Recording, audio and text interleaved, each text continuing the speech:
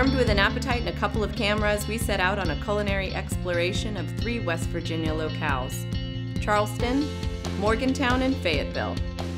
3 days and thousands of calories later, we dug our forks into the best each city had to offer.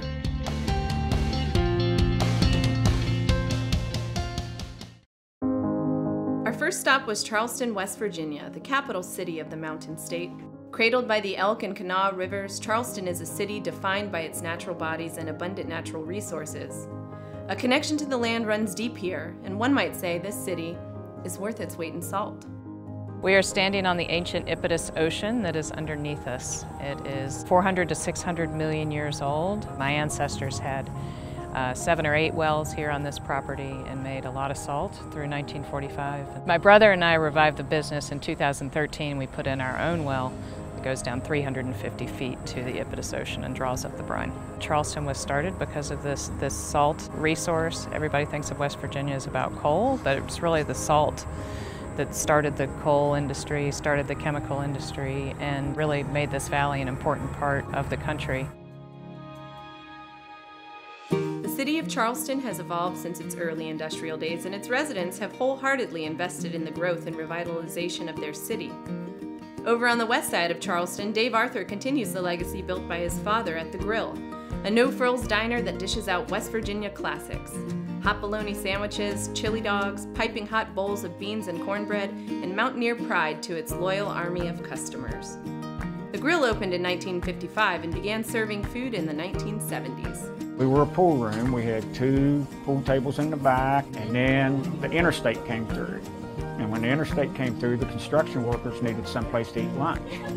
So they didn't care. They told us, fix us a blue plate special. We don't care what it is. We'll come, sit down, eat it, pay you, and leave. They had 30 minutes to eat lunch. Basically, that's how we got started. Had a Daily Mail newspaper reporter in here one day, and she was in here and she was asking different people. She said, "How long you been coming in?" And they were saying this and that. Finally, she looked at one of these young guys and she said, "How long you been coming in?" He said, "I've been coming in for 21 years. She said, "Well, how old are you?" He said, "I'm 20.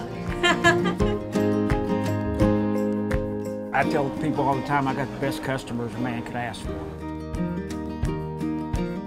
Head east to one of Charleston's oldest neighborhoods, the East End, where the buildings here predate the nearby Capitol building. 10 years ago, John and Keely Steele took a chance on Charleston's original Main Street and started serving up locally driven, comfortably Southern dishes and some of the best vegetarian plates in the city at Bluegrass Kitchen. Main Street has been really instrumental in helping get more sort of eyes on the East End, but definitely opening Bluegrass helped significantly and definitely laid the groundwork for us to be able to open the other place and then this one. Today's Charleston is a mix of metropolitan amenities coupled with a small town feel. The folks are friendly and it's likely you'll bump into a friend or two, especially here. At Capitol Market, the indoor-outdoor market in downtown Charleston, locals and tourists alike find a wealth of food-centric businesses from Johnny's Meats, the local butcher, to the Purple Onion, a gourmet grocer. Capitol Market is a must for any food lover. Shop everything from fresh produce to gourmet chocolate and fine wine. In fact, we found one of Charleston's quintessential personalities enjoying a happy hour cocktail at Soho's, the Italian bistro located inside the market. Over the course of the years, with the explosion of food television and the interest in food and cooking, that popularity has increased here also.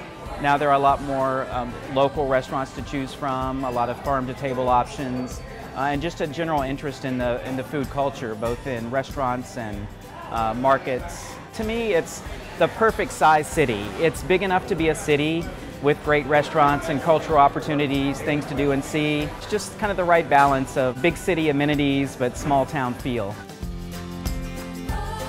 After happy hour, we scurried over the bridge to South Hills, where a charming mix of quaint shops and eateries are nestled atop the scenic hill. We found Chef Richard Arbaugh in his kitchen at South Hills Market and Cafe, a lunch and dinner spot run by he and his wife.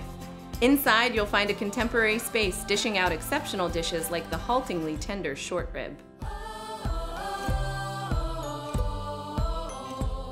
After a long day of eating and getting to know the people of Charleston, we arrived at Lola's, a charming house serving sangria and delicious hearth-baked pizzas.